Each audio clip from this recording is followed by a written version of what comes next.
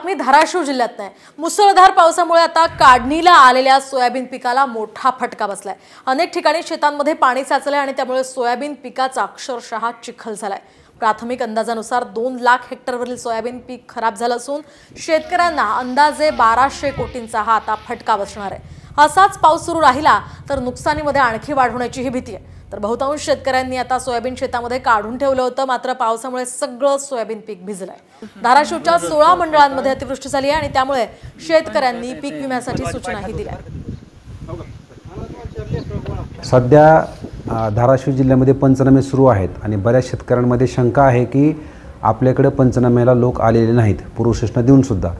अशा शेतकऱ्यांनी घाबरून जाऊ नये, कारण त्या शेतकऱ्याचे जरी पंचनामे झाले नाहीत तरी 25% नमुना सर्वेक्षणच्या आधारे पंचनामे होणार आहेत आणि त्या 25%च्या आधारे सरासरी काढून सर्व शेतकऱ्यांना त्याचा लाभ मिळणार आहे। म्हणजे ज्या शेतकऱ्यांनी पूर्वसूचना दिली आहे त्या शेतकऱ्यांना ह्याचा लाभ मिळणार आहे।